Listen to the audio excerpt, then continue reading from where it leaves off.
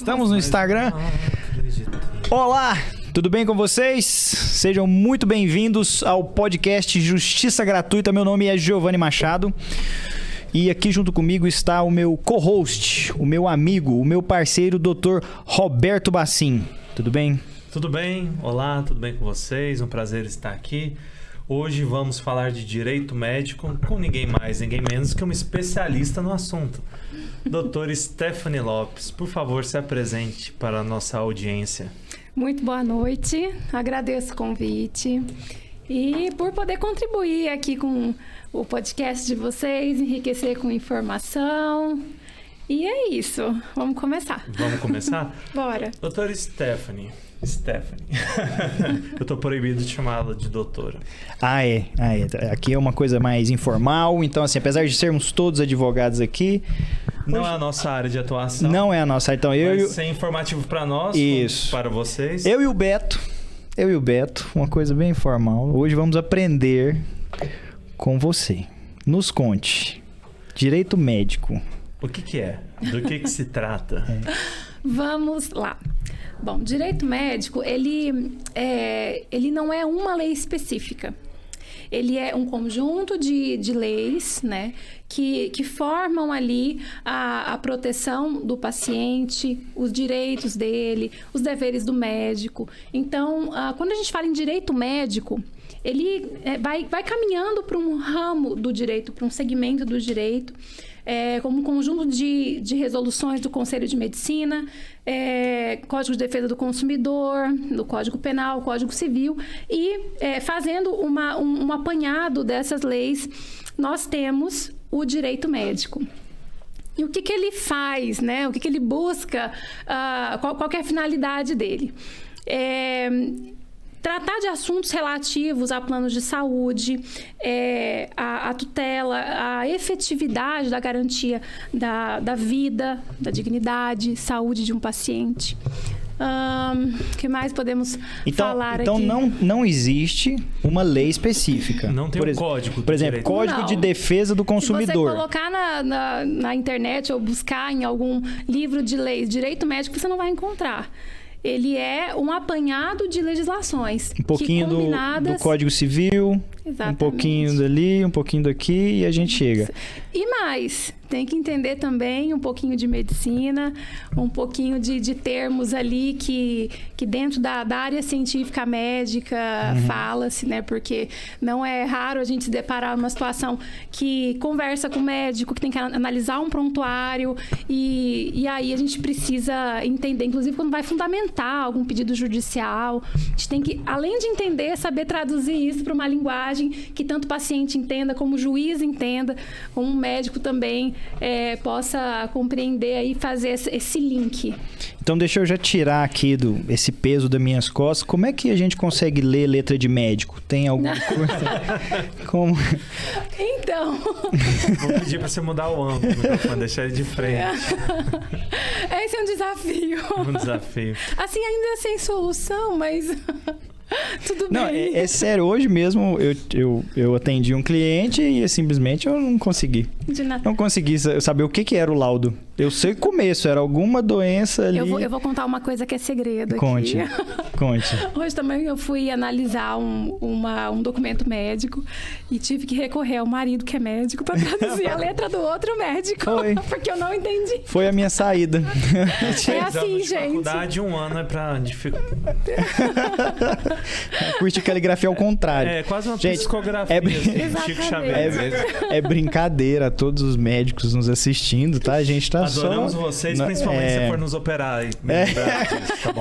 A todos os médicos que me operaram no final de 2020. Obrigado, tamo junto. Mas aproveitando o assunto e levando um pouco para a parte séria do direito médico, uma letra legível em um prontuário, em uma receita que vai para uma farmácia é extremamente importante. Inclusive, nós temos julgados nesse sentido que o paciente foi até uma farmácia comprar determinada medicação e foi dispensado e o farmacêutico médico não entendeu a letra do médico, deu aquele paciente uma medicação errada e o paciente sofreu um dano, o médico teve que indenizar. Então, a minha orientação é médico. Não, olha só, então... Faça a receita prontuária assim, pelo computador, sabe? Digitado, tá assim, tudo né? bem. É interessante para o próprio médico. A gente tá brincando aqui que facilita a nossa vida e a vida do paciente dele, mas é interessante para ele. Com certeza. Se vier um erro por interpretação lá do farmacêutico, da letra ruim, e o médico pode ser responsabilizado, então? Pode. Inclusive, prontuário, ele, uma das finalidades dele de extrema importância é a continuidade da assistência ao paciente. Então, o médico, quando ele faz o prontuário, ele tem que ter a noção de que aquele documento, ele pode servir para um outro profissional dar continuidade ao atendimento. Então, a letra dele precisa ser legível por várias razões. Perfeito. Jamais pensaria nisso. E aí inclui fisioterapeuta, nutricionista, outros médicos, enfermeiros, né? Que fazem parte Professor de educação fez? Não. Doutora, o direito médico, você explicou pra gente que ele é um compilado de leis, além de leis, são portarias, que você disse? Resoluções do Conselho de Medicina. Portarias, que regem esse relacionamento entre médico e paciente, também entre o plano de saúde e eles. Também. Ele abrange toda a questão da área da saúde de forma ampla. Então, ele não é voltado só para o paciente ou só para o médico, é para todas essas relações que envolvam a saúde. É muito famoso o termo direito médico, né? Mas a atuação de um advogado especialista nessa área abrange a área da saúde. Então, tudo que envolva a questão de direito à saúde, manutenção da vida, a gente pode colocar dentro dali da área do direito médico. Eu tenho uma dúvida. Manda. Lá vem. Vai. Seguinte. Nós advogados, a senhora como advogada também. Você, por favor. Tá vendo? Nós como advogados, nós somos profissionais de meio. Sim. É até proibido o cliente me procurar e falar assim, não, essa sua causa é causa ganha, vai dar certo. A gente não é contratado para o fim, a gente é contratado para tentar alcançar aquele fim. Diferente, por exemplo, num pedreiro. Você pede para ele, olha, eu quero que você construa um muro. Aí depois de um mês, você esperando ele construir um muro, você chega lá e fala assim, olha, eu tô tentando, mas eu acho que eu não vou conseguir. Ali ele não fez o que ele deveria fazer. Que ele ou em vez de fazer um muro, ele faz uma pilastra. Uma pilastra. Não foi o que eu pedi. Chegou lá e fez uma capela linda, maravilhosa, mas não é o que não você é o queria. que eu quero. Isso. Minha dúvida é a respeito do médico, do profissional de saúde. Ele é um profissional de meio, ele tem que entregar o resultado esperado, ou ele é um profissional de meio, ele tem que tentar conseguir aquele final esperado, ou ele é um profissional de fim, ele tem que entregar aquilo que ele foi contratado? Bom, vamos lá. Existe, sim, a questão da obrigação de meio de resultado. Dentro do direito médico, nós temos os dois entendimentos. Em âmbito de obrigação de meio, como que eu posso te ilustrar isso dentro da área do direito médico? O paciente, quando ele tem um problema de saúde, ele busca o médico para resolver aquele problema, aquela moléstia, aquela comorbidade. E o médico, ele se compromete com todos os meios ali dentro, meios técnicos, dentro da ciência e da medicina, para buscar a manutenção da saúde do paciente, uma melhora ou talvez a cura, né? Mas ele não pode garantir isso para o paciente, porque essa cura e essa melhora depende não só desses meios técnicos, sim, como também da própria interação do organismo desse paciente, né? De como vai se desenvolver aquele pós-procedimento, como que se apresentava o quadro que aquele paciente já chegou para ele. Então, nesse sentido, obrigação de meio. E fala-se na doutrina, na jurisprudência, que são os julgados do Superior Tribunal de Justiça. Fala assim, STJ, STF. A gente é íntimo lá. Hoje em dia estamos todos íntimos. Todo dia. E no Supremo, o entendimento que a cirurgia plástica seria uma exceção, né, tendo que entregar um resultado. Eu, particularmente, sigo o entendimento de uma parcela hoje minoritária, de advogados e juristas que entendem, inclusive magistrados, que entendem que até a cirurgia plástica ela é entendida como obrigação de meio. Porque quando a gente pega ali o conceito, a definição de saúde pela Organização Mundial de Saúde, onde fala que saúde é todo o estado ali de saúde mental, física, emocional do paciente, não só a questão de doença, de enfermidade. Uma paciente que procura um cirurgião plástico, ela que quer submeter a um ato cirúrgico, a gente entende que há ali digamos, ela não está completamente satisfeita em sua esfera emocional, em sua saúde mental, e por isso ela busca a cirurgia plástica para resolver o seu problema. A partir do momento em que ela se submete a um ato cirúrgico, esse ato cirúrgico, ele envolve anestesia, ele envolve um corte, ele envolve uma questão que qualquer outro procedimento cirúrgico envolveria. Então, o fator ALIA, que a gente fala que é um fator aleatório, o risco, ele está presente. Então, a partir daí, assim, por mais que o médico cirurgião plástico ele queira atingir aquele resultado pretendido por ambos, tanto pela paciente como o médico, ele vai depender não só da técnica usada, mas também da reação orgânica da paciente, daquela recuperação, daquele pós-operatório bem feito, do uso da medicação, enfim, de vários outros fatores. Então, eu entendo, né, eu até defendo esse entendimento, que também a cirurgia plástica se enquadraria em obrigação de meio, mas é bom frisar que é um entendimento minoritário. O Superior Tribunal de Justiça e o Supremo entendem que é obrigação de resultado. Nessa questão do resultado da cirurgia plástica, não seria o resultado final, tirando essas aleatoriedades do procedimento? Por exemplo, vai fazer uma cirurgia plástica. Deu problema na anestesia. Ali, realmente, ainda não está falando da cirurgia em si, mas sim de um procedimento para... Então, até ali eu entendo o meio. Quando, para mim, que não sou da área, sou aqui um popular... Uhum. Você me fala que a cirurgia plástica é visto pela maioria dos juristas como uma obrigação de fim, de entregar aquilo, é porque foi-se combinado entre paciente e médico que ele entregaria resultado X. Que o médico fala que ele consegue entregar uma melhora corporal ali, né? Sei lá, os seus seios são assim, eu vou entregar assim, né? Que seria uma prótese ali de silicone. Então, uma dúvida minha. Esse resultado fim diz respeito só ao fim, ao resultado, e exclui essas aleatoriedades do caminho da cirurgia? Por exemplo, como uma anestesia. Se der problema numa anestesia de uma cirurgia plástica, isso é considerado dentro dos procedimentos que deveriam estar ali no fim?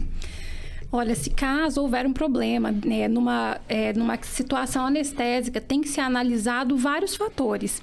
Não há, por exemplo, um teste que a paciente possa fazer antes de se submeter àquela anestesia para saber se ela tem alergia ou não. Não se tem? Não tem, não existe.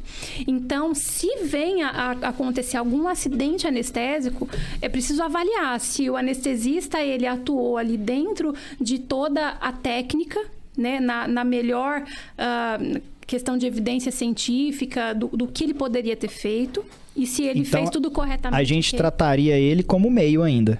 Ainda sim, como meio. Okay. Como meio. Se ficar demonstrado que ele agiu com negligência, imprudência, imperícia, o anestesista com certeza ele pode ser responsabilizado. Se ele usou das melhores técnicas, dos últimos entendimentos... Tá tranquilo. Perfeito. Detalhe, a jurisprudência tem caminhado no sentido ainda de que o médico anestesista, quando ele não tem o consentimento, como comprovar que o paciente foi informado dos riscos, embora riscos raros, ou não previstos, e ele fez toda a técnica correta, mas ele não informou ao paciente para que o paciente, com autonomia e com esclarecimento, ele decidisse submeter aquele risco, ele pode ter que indenizar o paciente também. Mesmo tendo feito tudo certo. Esse é um trabalho, né, que você faz. É uma... A doutora Stephanie trabalha com isso. Termo de consentimento extremamente importante para concretizar então, que o médico cumpriu o dever de informar. Ele faz uma lista, assim, com todos os riscos. Explica como é que é um termo de consentimento. Então o médico poderia apresentar esse termo para o paciente antes para ele se precaver. Falou, estou te apresentando e está aqui o documento para que eu fique precavido que te apresentei. Na verdade, não adianta ele só apresentar, porque o consentimento do paciente, ele tem que ser tomado necessariamente em pelo menos 3 etapas, que é a informação do médico passada para o paciente, olho no olho, assim, ele vai explicar tudo para o paciente. O segundo ponto, ele vai conversar com o paciente para saber se ele entendeu, se ele se fez entender em linguagem clara e objetiva. E a terceira etapa, ela é da assinatura do paciente em um documento que materializa tudo que já foi falado. Então, se o médico simplesmente pegar um documento genérico, sem explicação nenhuma, e falar, paciente, assina 2 minutos antes de ser anestesiado, esse documento é considerado nulo. Ele não deu para o paciente a oportunidade de ser esclarecido, de ter uma autonomia suficiente para decidir se ele queria se submeter àquele risco. Entendeu? E quando o paciente já está no centro cirúrgico, tudo... Como que você vai dizer que ele teve autonomia para decidir? Não. Já está tenso, ele já está ali numa situação muito, complicada. Está em outro mundo já está esperando. Ele literalmente, ele considera como nulo o consentimento numa situação dessa. Esses 3 momentos, eles podem ser todos juntos? Sim, eles devem ser todos juntos, mas é até recomendável, sabe? Que o médico, ele faça as 2 etapas em consulta, né? Numa consulta pré-anestésica, dias antes. O paciente leva esse documento e entrega para ele em tempo hábil, pelo menos 48 horas antes, ele entrega, na verdade, o paciente entrega, diz, eu li, eu compreendo o que você me falou, tá aqui assinado. Então, é extremamente importante. O termo de consentimento escrito, ele não é obrigatório. Não há uma lei, na verdade, que diga expressamente isso. Mas nós temos várias resoluções do Conselho Federal de Medicina a esse respeito.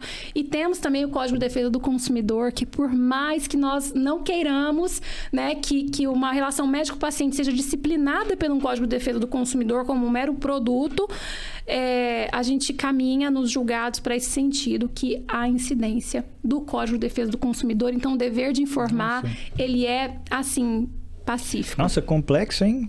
Defesa do consumidor para relação médica. Olha só, né? Eu imaginei até o advogado também sendo... A gente não é determinada a nossa relação com o cliente pelo Código de Defesa do Consumidor. É complicado, né? Bastante. Doutor, próxima pergunta. Próxima pergunta. Vamos lá. Vamos lá, interrogatório. Sabatina. Bom, a próxima eu acredito que foi explicada. Por exemplo, a diferença de profissional de meio para o de fim. Por exemplo, tem uma pedra no rim, eu preciso retirá-la. Se a gente poderia falar que é um profissional de fim. De meio. De meio, né? De fim, né? Eu quero retirar. Não, seria a pergunta. E se eu quero deixar meu nariz mais bonito, se é de meio? É o nosso sonho, né? Nosso sonho. Bom, eu como advogada do médico, brigaria pelo de meio, né? Mas o advogado do paciente briga pelo de resultado, então é uma briga boa. Tá tudo certo. Depois a gente marca uma consulta, doutor Ricardo.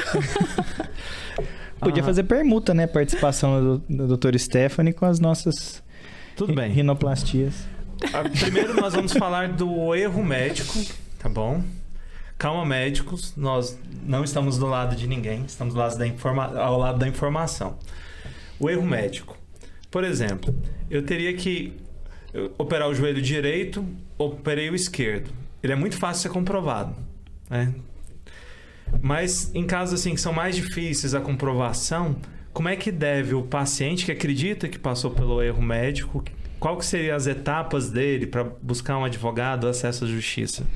O paciente, nesse caso, você quer dizer? O paciente. Tá.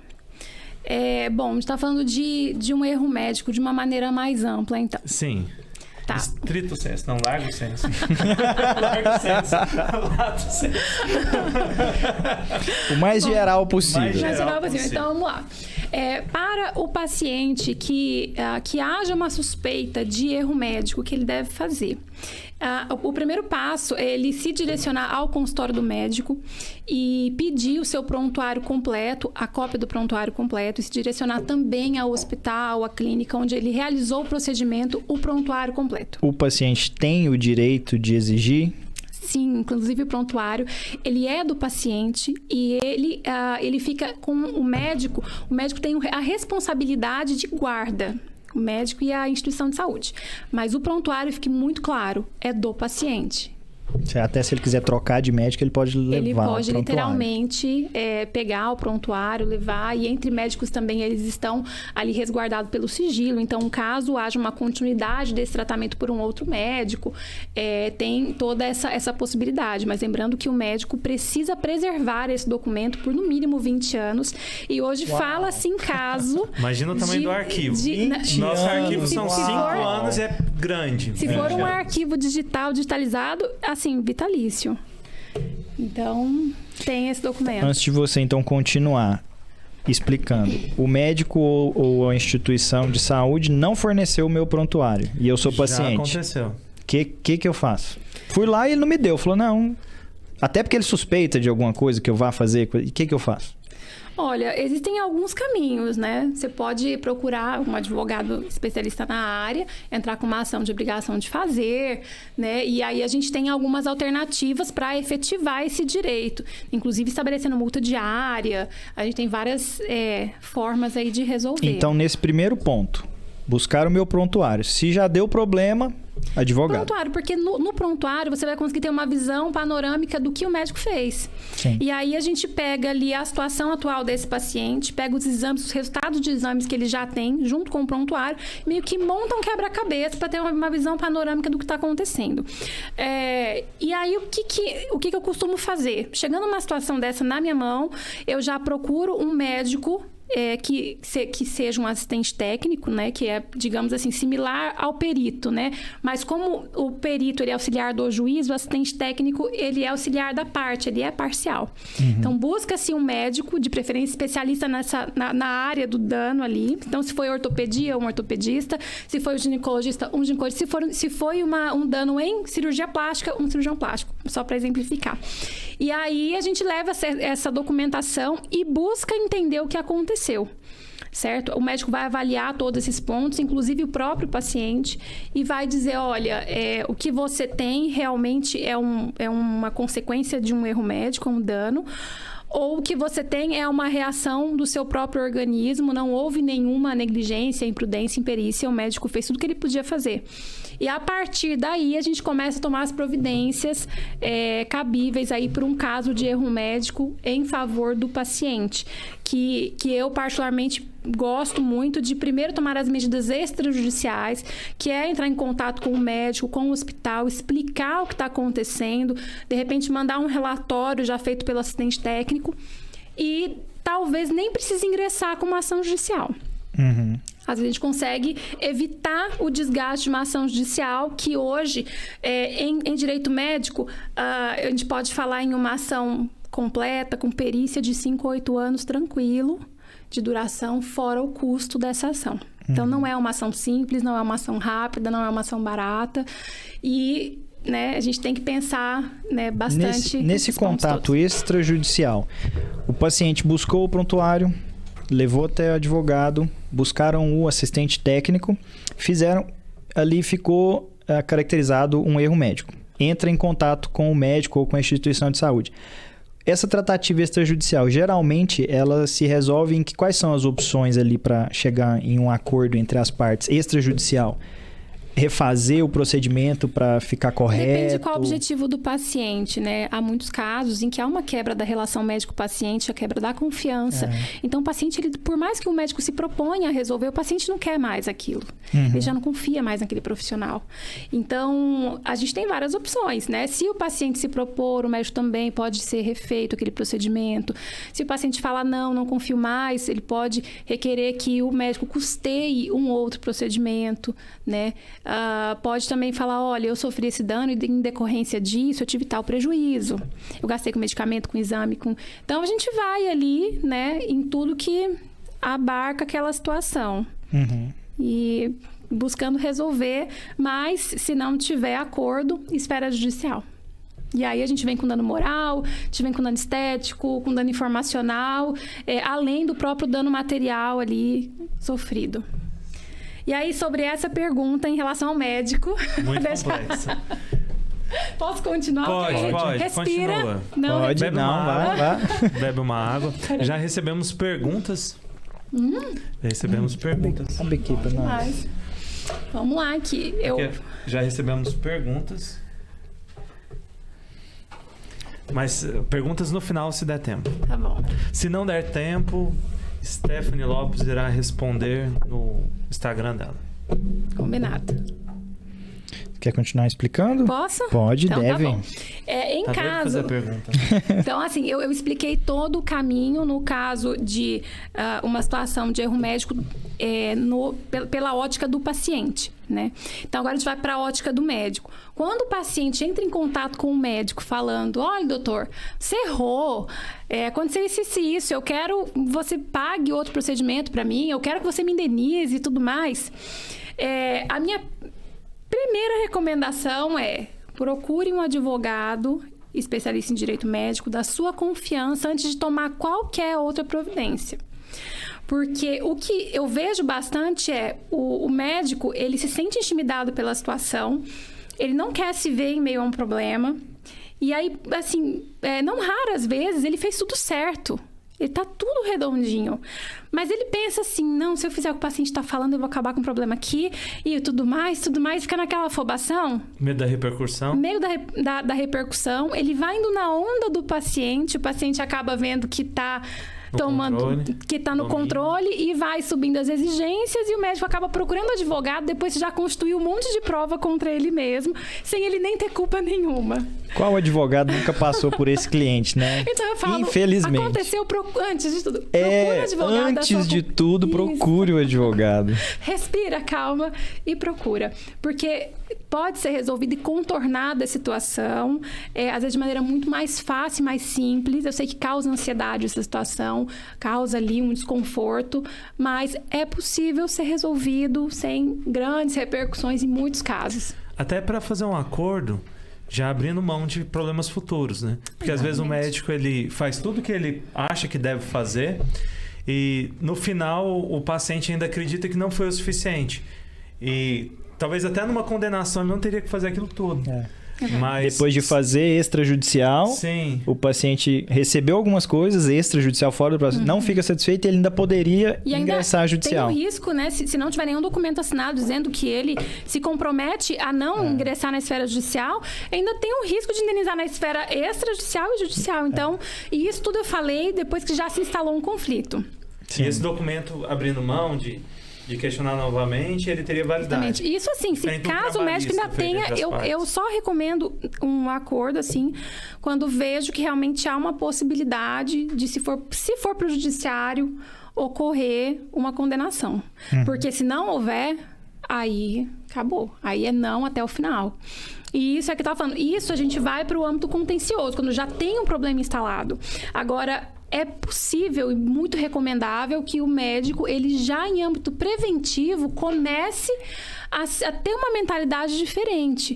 Porque quando o médico ele atua de maneira ética, quando ele prioriza a segurança do paciente, a qualidade no atendimento, a atualização dos documentos dele, e ele tem todo esse cuidado, um acompanhamento jurídico em cada passo. Ele, se um problema vier a ser instalado, ele já está blindado, ele já está assim, muito à frente, sabe, de qualquer problema. Então, tem o âmbito preventivo e tem o âmbito contencioso, né? Antes de se instalar um problema e depois de já ter instalado um problema. E hoje os médicos têm dentro da comunidade médica, já tem essa consciência de ter essa prevenção, de ter um jurídico junto com eles? Como é que estão os profissionais da área? Olhando o panorama, eles estão, assim, em uma mentalidade, em uma mudança de mentalidade. Digamos que eles não estão o ideal. Muitos médicos estão amadurecendo essa ideia de começar a atuar em âmbito preventivo, de priorizar essa área. Mas como estão havendo muitas ações judiciais e saindo muitas decisões desfavoráveis para o médico, tem feito a classe olhar para essa situação de uma maneira diferente, tem obrigado eles, não tem como, porque as indenizações, quando elas acontecem, elas são altas. E algumas indenizações, elas são vitalícias. Dependendo do dano desse paciente, dependendo do que o médico não consegue comprovar ali. Então, é uma situação que já teve uma mentalidade arcaica de falar assim, não preciso mexer com isso, tal. E hoje já tem uma mentalidade um pouco mais flexível de, sim, nós precisamos falar sobre isso e precisamos evoluir nesse pensamento de segurança do paciente, qualidade, uma proteção jurídica. Todos esses pontos. Tem uma diferença, né? Do médico que atua num hospital muito grande, que já tem escritório próprio de advogados, ele é funcionário, já deve receber esses documentos meio que pré-prontos e uma orientação. Do médico autônomo, que abriu a clínica dele, ou não. Esse médico que trabalha num hospital grande, ele tem orientação? Pior que não. O que eu vejo hoje é exatamente o oposto. Que os grandes hospitais, grandes instituições não dão suporte para o médico, ela se protege. Mas o médico que lute. Então, os médicos, individualmente, eles estão ali, começando a fazer, começando a olhar, tal. Mas a hora que eu vou atendê-los, que eu vou dar uma revisada em documento, tudo, eu vejo, assim, tudo genérico, aquelas coisas que, sabe, que se chegar para um judiciário, são nulas. Não servem para absolutamente nada. E essa responsabilidade da instituição com o médico é solidária? É solidária. Então não entendo a instituição grande não investir nisso. E com plano de saúde também, não? Um plano de saúde, você fala assim, um médico que é cooperado, por exemplo, de um plano. Sim. Ainda assim, de todas as formas, né? O médico, o plano, o hospital, eles só serão obrigados a indenizar mediante demonstração de culpa, a comprovação de culpa, que é a negligência, ou a imprudência, ou a imperícia, certo? Então, se o médico, que é o ator principal ali da cena, ele tiver adequado, ele tiver bem, ele consegue, digamos, salvar ali bastante parte do negócio. Que bom. Perguntas? Perguntas do ouvinte ou perguntas pré-prontas? Ó, nós temos uma pergunta aqui. Essa é nossa mesmo. Essa nós fizemos. Daqui a pouquinho eu leio aquela do ouvinte. Do ouvinte é Lucas. Ótimo. Aqui na Rádio 99 FM. Em caso de hospital público, o erro, ele é do médico ou do Estado? Quando ocorre um erro, o médico... A responsabilidade é do médico ou do Estado? Hospital público. O cidadão foi lá, teve aquele atendimento, às pressas, corrido, aquela loucura, rolou erro médico. Rolou o braço torto e depois viu que não estava certo. Era para operar a clavícula, operou meu tornozelo. O joelho direito foi pro esquerdo. Coisa assim, ó, simples de comprovar. Pra gente não ficar falando se teve comprovação, não. Comprovou que realmente estava errado, mas foi no hospital público. Quem vai ser acionado na justiça tem que ir atrás do médico, que era ali o funcionário, ou do Estado? Nesse caso, o Estado é responsável pelo dano. Mas como acontece isso, né? O Estado só vai ser obrigado a indenizar o paciente em situações bem definidas, que a primeira delas é a culpa do profissional. Negligência, imprudência, imperícia. E ainda assim tem que ser demonstrado o ato ilícito, né, que foi cometido o ato, que há um dano e que há um nexo ali, que é a ligação entre a conduta do médico e o dano causado. Então, a gente tem alguns requisitos, né, para que o Estado seja obrigado a indenizar, e o Estado, indenizando realmente, se vier a ser comprovado que houve um erro médico, ele pode, depois de pagar esse paciente, entrar de regresso contra o médico, falando, olha, eu tive que pagar por um erro seu, então agora você me devolve o dinheiro. Entendi. Você processa o Estado. Exatamente. E se o Estado for condenado, depois o Estado para lá pode cobrar do médico. Médico, exatamente. Perfeito. nova pergunta? Preparada? Aquela, não tem uma pergunta do... Deixa eu fazer um alongamento aqui, que essa daqui é difícil. Não tem uma pergunta do Hall, daquele... Teve mó bafafado? É isso aí. Ah, então vai. Ultimamente, Veiculou-se. Nos jornais e na TV. Inclusive, eu assisti 2 entrevistas suas falando sobre isso. Olha só. O que é o tal do rol taxativo? Aonde que ela passou? Aonde? Ela passou na TV Cultura. TBC, TV Brasil Central. TV Brasil Central. Isso. Eu pensei que era TCB, Taking Care of Business, mas esse daqui é um assunto diferente, é sobre o Elvis. O que é esse rol taxativo? Por que ele tá na televisão aí toda hora? Pra que você deu entrevista? Explica pra gente. Tá, vou explicar então. O seguinte, o rol taxativo, vamos produção, começar... mais água gelada, desculpa a grosseria, te interrompi. Água de coco. Água de coco, da por favor. Noruega. Da Noruega, ela é gelada, não tem coco. Já vem na temperatura. Desculpa a falta de cordialidade aqui dos seus Tudo bem, deu pra respirar. Entrevistadores. Respira, toma uma água. Essa batinada aqui. Posso? Por favor. Quando quiser. Quando quiser é melhor que por favor. Ok. Vamos lá, então. Então, o rol da ANS. O rol da ANS é a lista de procedimentos, exames, tratamentos em que o plano de saúde é obrigado a fazer a cobertura, a custear para o usuário, né, para o paciente. Dentro da segmentação...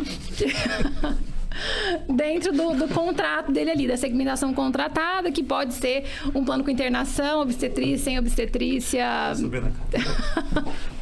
plano referência, enfim, odontológico.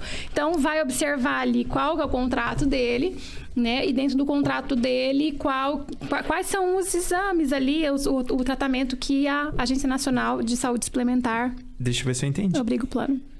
Vai. Existe uma lista falando quais são as doenças. Não. Não? Então não entendi nada. Minha cadeira caiu. Então vai de novo. Quando chegou na parte da lista, minha cadeira caiu. Na hora que chegou na parte da lista, minha cadeira caiu. Então vamos lá. É o seguinte: o rol da ANS é uma lista de procedimentos, exames, tratamentos. O que é ANS? É a Agência Nacional de Saúde Suplementar. Aê! Agência Nacional de Saúde Suplementar. Isso. Eu recebi uma apostila. Muito bem. Parabéns. Obrigado. Então é isso. Essa lista, né? Ela antes era atualizada pela ANS a cada 2 anos, a partir de, se eu salvo engano, de 2021, mais ou menos. Por aí, essa lista ela passou a ser atualizada periodicamente, né?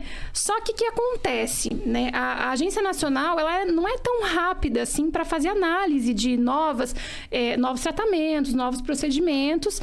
Então há toda uma estrutura que demanda um prazo e aí o paciente se vê numa situação em que ele já testou todos os protocolos disponíveis ali pela ANS, nessa lista, nesse rol de procedimentos que já estão ali, e nada deu certo. E esse rol de procedimentos...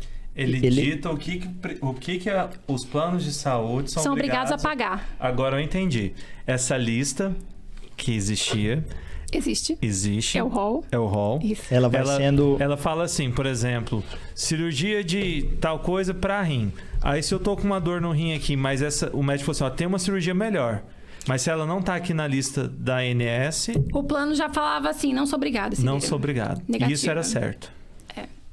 Exatamente. Ele se valia... Qualquer modalidade do plano... fora, ele simplesmente falava, não sou obrigado. Não, qualquer modalidade do plano que Podia você ser tenha... o platino. Não, eu quero saber quando está na lista. Do mais barato até o mais caro, se está na lista, ele tem que... Tem que custear, é indiscutível. Ele tem que custear. Aí, recentemente, essa lista foi... Aí, recentemente, essa lista antes era atualizada a cada 2 anos, aí a ANS começou a atualizá-la periodicamente, mas ainda assim não foi o suficiente para suprir a demanda de novas terapêuticas. Eu imagino, 2 anos Imagina já só. aconteceu... Então, aconteceu muito avanço na medicina. Muita coisa. E aí, esse ano, né, em no início do ano, agora não me lembro exatamente o mês, o Superior Tribunal de Justiça se pronunciou em um julgado lá sobre isso, estabelecendo que o rol do INSS passava a ser taxativo, ou seja, o plano de saúde seria obrigado a cobrir só aqueles tratamentos, procedimentos que estavam ali, certo? E estabeleceu algumas regrinhas para o caso de exceção, mas muito inflexível. Antes tinha essa dúvida se era taxativo ou Antes ele era exemplificativo, aí depois que o Superior Tribunal de Justiça se pronunciou, passou a ser taxativo, aí teve uma repercussão muito grande. Que foi essa recente? Pela população, foi mais no início do ano. Sim. Você acha que foi em junho, e não todo mundo sei. achou ruim, Achou aquela ruim, coisa.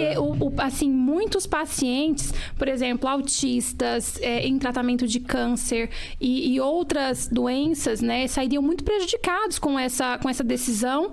E esse rol sendo taxativo, uma rigidez tão grande, considerando ainda que a nossa Agência Nacional de Saúde é lenta para aprovar, incorporar novas terapêuticas. Então, o paciente ficava o quê? Não, então eu vou aceitar que eu vou morrer, eu vou aceitar que eu não vou ficar sem um tratamento, porque o sistema...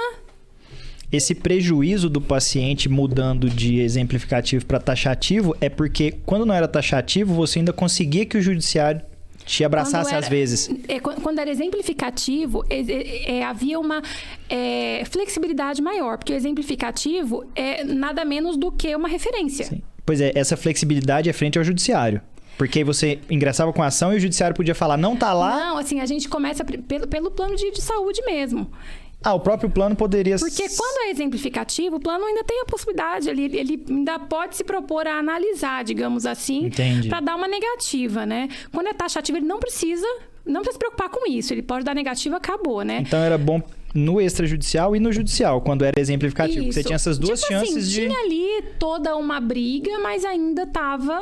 Vamos só explicar pro pessoal qual que é a diferença do rol taxativo e exemplificativo, que às vezes a gente tá conversando aqui e achando que todo mundo sabe. Então, o rol da Agência Nacional de Saúde é a lista de procedimentos e tratamentos que é o taxativo, que é um rol fechado, é aquela lista que está ali, o plano tem que cobrir aquilo ali. Quando ele é exemplificativo, é uma lista que serve de referência. Se está ok, se não está, a gente pode... Tem alguns requisitos que, se o paciente cumprir, o plano ainda deve. Na verdade, com essa nova lei, a Lei 14.456 de 2022, que entrou em vigor agora dia 21 de setembro, ela estabeleceu expressamente que o plano de saúde é obrigado a cobrir um tratamento que ainda não foi aprovado pela ANS.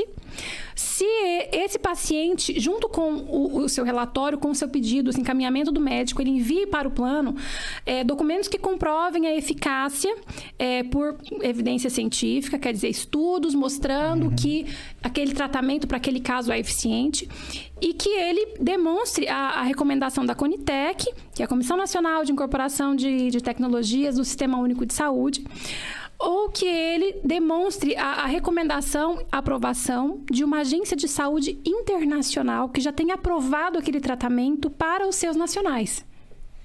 Então, se não tiver aprovado aqui, mas se aquele tratamento já foi aprovado fora do Brasil e tem evidência científica sobre ele, o plano é obrigado a cobrir.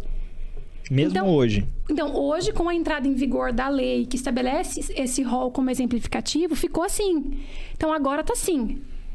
Eu me fiz entender? Sim. Deixa eu explicar pro mesmo com o rol taxativo. Porque primeiro era um rol exemplificativo, era uma orientação. Aí teve a decisão da STJ falando assim, é um rol taxativo. Ok. Só que isso daí gerou um clamor social. As pessoas que tinham possibilidade de fazer um tratamento além do rol e que elas não se viam acolhidas tanto pelo judiciário quanto pelos planos de saúde, porque houve uma decisão vinculante no Superior Tribunal falando assim, olha, o rol tem que ser cumprido e nada além daquilo. Aí surgiu uma lei por iniciativa do Romário, né, do deputado Romário, isso comoveu bastante. Exatamente. Falando foi iniciativa do Senado e aí foi aprovado por unanimidade. Senado, Câmara. Aí entendi. Então, mesmo com o rol taxativo hoje em dia, por causa dessa lei, não tem Ele é exemplificativo. Hoje ele voltou a ser exemplificativo. Ah, ele voltou. Aí que vocês me perderam. Na primeira etapa, ele era exemplificativo. Aí o STJ vocês me perderam. E falou assim, não, tem que cumprir. Só que as pessoas ficaram sem assistência, não é isso? Porque nesse caso, em que o STJ estabeleceu ele como taxativo, as pessoas que já faziam acompanhamento de tratamentos fora do rol... O microfone, por favor. Tinham duas alternativas. Procurarem o SUS para fornecer aquele tratamento. Ou custearem. Ou custear, ou tirar do bolso, além do plano de saúde, tipo assim, além daquela mensalidade, ainda tem que pagar por fora. Então, assim, ou então ainda o STJ falou, olha, vocês podem fazer também o usuário plano, um aditivo de contrato para aumentar a mensalidade, para o plano talvez cobrir. Isso eu não posso. Então, assim, gerou um clamor social enorme, sabe? Teve manifestações, tudo. Foi muito grande, assim. E sensibilizou, graças a Deus, nossos políticos que reagiram a essa situação, editando essa lei, que, graças a Deus, foi aprovada. Eu vejo isso como uma vitória, né? Porque fala-se muito em lobby dentro lá do Senado, da Câmara, tudo, dos planos de saúde, né? Então, eu vejo como uma vitória muito grande para o usuário que agora tem uma chance maior, né, de conseguir o que ele precisa sem ter que recorrer ao judiciário. Claro que como advogada, claro, eu quero ação, tudo, mas eu também sou cidadã. Sim. Eu também sou usuária de um plano de saúde, eu também tenho filhos, né? E nesse sentido todo, foi benéfico. Com certeza, porque se hoje eu mando um pedido para o plano cumprindo esses requisitos da lei, que são apenas 2, né? A demonstração de eficácia por evidência científica quer dizer, eu mando lá estudos que comprovam, o médico mesmo pode fornecer isso para o seu paciente, falar, olha, tá aqui esse estudos, né, que demonstram, e também que se não houver uma recomendação da Conitec, que um outro país já aprovou, porque a gente sabe que as coisas no Brasil acontecem muito depois do que já aconteceram fora. Então, aumentam demais as chances desse paciente, além de que, se comprovando essas duas coisas, o plano ainda assim der negativa, aí um dano moral fica muito mais palpável, né? Entendido. Então, voltou a ser exemplificativo o rol. Exatamente, uma referência básica de cobertura, né? Que o plano tem que cobrir. Giovanni, você sabe qual que é meu plano de saúde? O plano de não ficar doente. Não ficar doente. É o melhor plano para a saúde. Não fiquem doentes. Exatamente. Façam exercício físico. Muito bem. Igual eu não faço. Parabéns, doutora. Ficou muito bem explicado. Ficou claro, gente. Ficou. Então, tá por exemplo, o doutor Giovanni estava totalmente perdido, sem noção nenhuma do que estava acontecendo. Vocês me perderam. Quando voltou a ser exemplificativo, eu não peguei essa parte. Eu fiquei assim, gente, mas é taxativo. Ele caiu porque minha cadeira caiu. Ele caiu junto. Só que ele voltou atirando. Que bom que ele já se encontrou. Não, eu me encontrei. Tá tudo bem, gente. Sabe o que eu tava lembrando aqui, enquanto o doutor Roberto veio a próxima pergunta? A minha tese de conclusão de curso de pós-graduação em Direito Civil... Direito Civil? Uma das... Foi sobre a teoria da perda de uma chance, reparação, e o meu caso mais emblemático era um erro médico. Legal. A teoria da perda de uma chance é uma teoria vinda de origem francesa, trazida para o Brasil pelo desembargador Miguel Kfouri, que eu sou muito fã dele, tem vários livros, já assisti palestras, e é uma teoria realmente que pode ser aplicada ao direito médico, né? Também se aplica a outras áreas, mas ao direito médico ela tem, sim, uma invocação, assim, por parte dos advogados muito grande. Quer explicar um pouquinho sobre ela? Não, a gente já vai seguir ali as perguntas. Mas o meu caso era um paciente com tratamento de câncer que o médico utilizou um tratamento claramente ultrapassado e aí a paciente faleceu. E aí a família ingressou com a ação baseada na perda de uma chance porque tinha a responsabilidade do médico ali por ter usado um tratamento completamente ultrapassado. Então, que teria tirado daquela paciente a possibilidade de um tratamento eficaz, talvez cura, talvez sobrevida, né? Mais anos de vida. Era basicamente isso. Sim. E, inclusive, é importante eu já mencionar que é um dever do médico o dever de estar atualizado e de oferecer ao paciente a mais atualizada tecnologia disponível em medicina. Tá? Então, se ficar comprovado, de repente, o paciente teve um dano e ele usou um tratamento que já não se usa mais, que já está ultrapassado, ele realmente fica numa situação bem delicada. Tanto para perda de uma chance, né, que é uma possibilidade, como para um dano concreto. Sim. Então, poderia ser assim, pedidos separados dentro de uma ação judicial. Um bom tema para um próximo podcast, a teoria da perda de uma chance, para o pessoal entender. A gente pegou a garrafa de água emprestada do Dr. Stephanie. Tem que ter curso superior para usar essa. E nós ainda não fizemos o curso no Senac, Instituto Universal, quem quer consegue para poder servir. Próximas perguntas. Vamos mudar de assunto? Vamos? Vamos manter o mesmo assunto, mas mudando o foco. Tá bom. Medicamento de alto custo. A pessoa foi orientada a tomar um remédio, fazer um tratamento que é muito caro e que ela não tem condições de bancar. Temos duas vertentes. A pessoa tem um plano de saúde e a pessoa não tem. Vamos começar do que a pessoa tem um plano de saúde, ela foi orientada a tomar um remédio para psoríase. A injeção custa R$20.000 cada uma, ela tem que tomar diversas injeções.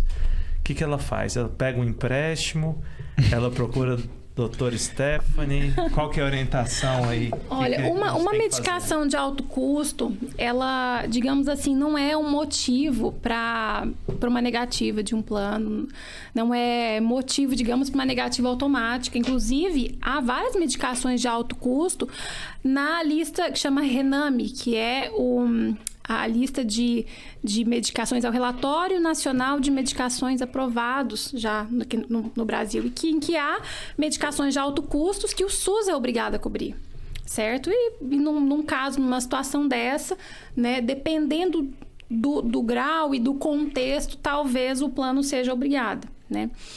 Então, aí a gente tem a questão do medicamento de alto custo e tem do medicamento de alto custo, mas que não foi aprovado ainda no Brasil. Então, a gente tem essas vertentes. Esse daí é o da maconha. Vai ter uma pergunta sobre a maconha ainda. Mas, de qualquer forma, o Estado, como tem alguns artigos ali da Constituição Federal que garantem, né, o direito ao atendimento, à vida, à saúde, em que vai, vamos assim, dar um embasamento num pedido dessa medicação. O que se discute hoje em matéria de Estado, né, enquanto a governança de todo um país, é a questão da reserva do possível, né? Então, quando é um medicamento muito alto e às vezes o SUS tem essa obrigatoriedade de custear, e essa discussão é levada para o judiciário, é avaliado assim, quanto que o Estado deixaria de aplicar no sistema de saúde para direcionar um medicamento de alto custo para um paciente. Né? Então, há essa avaliação, né, pela ótica do judiciário, mas de automático, assim, não é porque o medicamento é de alto custo que ele vai ser negado. E se ele for negado, tem toda a possibilidade de judicialmente ser alcançado. Tudo depende se ele já foi aprovado no Brasil. Tem o plano de saúde e o plano nega aquela medicação, ele acionaria quem, judicialmente? Ele pode recorrer ao Sistema Único de Saúde, mesmo tendo plano. E se ele não conseguir de nenhuma forma, ele pode recorrer ao Poder Judiciário para conseguir aquele tratamento. Quem que ele vai acionar judicialmente? O plano ou o Estado? Olha, ele pode... Tem que ser avaliado em qual contexto que está precisando dessa medicação. Se é, por exemplo, um paciente de quimioterapia que está fazendo acompanhamento continuado, ou se esse medicamento é de alguma outra forma. Então, assim, depende muito do contexto. É complicado de falar genericamente, mas a possibilidade de tanto um como o outro ser obrigado a custear isso. Entendi. Mas você comentou uma coisa que eu desconhecia, que é essa questão dessa ótica do judiciário olhar sobre o impacto financeiro de fornecer o medicamento para uma pessoa. Chama reserva do possível. Com a ótica de utilizar aquele dinheiro para investir na saúde como um todo? Sim, porque quando o Poder Judiciário determina que o Estado ele custeia esse tratamento, ele está tirando esse dinheiro da parte de saúde, né? Do investimento ali, daquele planejamento, aquele plano né, de gastos em saúde. Então, é avaliado esse impacto, entendeu? Isso Eu vou pode ser causa de negativa? Pode ser causa de negativa. Às vezes, um tratamento extremamente caro para um paciente que não tem tantas chances. Entendeu? Então, tudo isso é avaliado pelo Poder Judiciário. Já li livros a esse respeito, já assisti palestras, inclusive, do desembargador Gebran Neto, que tem um livro, chama Direito à Saúde, que fala sobre isso. Então, é uma coisa que a ótica dos juízes, dos magistrados, dos desembargadores é analisado quando chega lá esse pedido. Nossa, que responsabilidade, hein? É complexo. Para o juiz que vai julgar, analisar que não vou fornecer para essa pessoa, talvez ela não tenha um tratamento, talvez ela venha a falecer porque... Complexo, é complicado. Né? Imagina quando essa pessoa precisa, além de um tratamento de altíssimo custo, ainda não aprovado aqui no Brasil. Imagina como que o advogado, quando leva isso para o judiciário, ele tem que fundamentar muito bem, não só em argumentos, mas também com documentos que comprovem que aquilo vai dar uma chance realmente plausível para o paciente de conseguir sobreviver, né? Então, tem uma complexidade muito grande envolvida. Muito bem. Tal da evidência científica, né? Que você sempre fala. A comprovação por evidência científica, que são os estudos ali que demonstram a eficácia daquele tratamento frente àquela doença que busca se combater, né? Bem, nós recebemos uma outra pergunta a respeito de um tratamento alternativo à base de canabidiol. Para quem não sabe, canabidiol é um óleo, um extrato retirado da cannabis, a maconha. E é comprovado que ela ajuda pessoas com epilepsia, com paralisia mental. E assim, são feitos diversos estudos mostrando os benefícios dela. Mas, por exemplo, hoje a pessoa plantar ela para tirar o extrato em casa ainda é considerado crime. Apesar de que teve decisão autorizando uma pessoa plantar em casa para tirar como medicamento. Mas não é o foco. Mas, por exemplo, a gente chegar numa farmácia e falar assim, eu quero comprar o óleo de canabidiol que eu estou aqui com a receita. As pessoas não acham. Elas são fornecidas por meio de importação. Então, assim, ele é um remédio que ele não é produzido aqui. Esse tipo de remédio que é obrigado a fazer a importação deles de outros países, eles entram nesse mesmo procedimento de procurar o plano de saúde, procurar o médico, e eles fazem a importação também? Na verdade, o tratamento com esse tipo de droga, né, de medicação, ele, em regra, ele é proibido no Brasil. A nossa Agência Nacional de Vigilância Sanitária, que aprova isso e que fala, olha, pode usar ou não pode usar no Brasil, ela proíbe. Então, no caso do paciente precisar disso, geralmente, ele precisa para um uso contínuo, um tratamento de epilepsia ou algum tratamento que não é assim, digamos, urgência, emergência, risco de morte na UTI. É um tratamento continuado, que a pessoa, de repente, vai usar aquilo a vida toda. Certo? Então, assim como o plano de saúde não é obrigado a custear um Gardenal, outras medicações de uso continuado, né, ele não vai ser obrigado a custear esse tratamento, né, essa medicação de uso continuado. Então, assim, precisaria avaliar muito bem a possibilidade de pedir a obrigatoriedade do plano em estar cobrindo isso, né? Agora, a sua outra pergunta em relação a isso foi a questão da pessoa, dela poder, né? Dela ter esse direito de importar, de usar isso, né? Como uma medicação não é permitido aqui no Brasil, o paciente que precisar disso, a gente já presume que vai ser por uma finalidade terapêutica. Ele vai ter que ter um relatório médico fundamentando a razão. Olha, já foram usadas várias drogas, nada resolveu. E como uma última alternativa, certo? Nós vamos aplicar essa medicação de uso contínuo porque, baseada em evidência científica, como sempre, ele tem uma expectativa boa de benefícios para esse paciente. Então, baseado nessa indicação médica, né, que o paciente ele vai conseguir, junto ao Poder Judiciário, ter uma autorização expressa para importar, para cultivar na sua casa e para fazer o uso contínuo disso. Pois é, e voltando um pouco na questão dos planos. A gente já passou, né? Foi lá na Cannabis de Ó, vamos voltar um pouquinho. Que ficou essa pergunta. O Léo Garcia mandou pra gente no Instagram. O plano, ele pode se recusar a uma consulta de uma especialidade que aquele paciente queira fazer, alegando que ele não precisa daquela consulta para aquele tratamento? De forma alguma. De forma alguma. O plano, ele não tá ali para, digamos assim, julgar o que o paciente precisa ou não precisa. Ele tá ali para custear um tratamento, um procedimento, um exame que venha a ser necessário para o paciente. E isso, dado os sintomas que o paciente está sentindo, né? A comorbidade, a doença que aparece, né? Então, de forma alguma, o plano pode virar e falar assim, não, eu não vou cobrir uma consulta com um psicólogo, com um neurologista, com um cardiologista, porque eu não quero. Então, dos dois, ou tem uma previsão contratual dizendo expressamente que ele não vai cumprir aquilo, e aí o usuário assina o contrato sabendo que aquilo está excluído, ou se esse contrato, ele nada dispõe sobre qualquer tipo de limitação, por exemplo, existe a cobertura, o segmento que inclui internação, e tem cobertura que não inclui internação.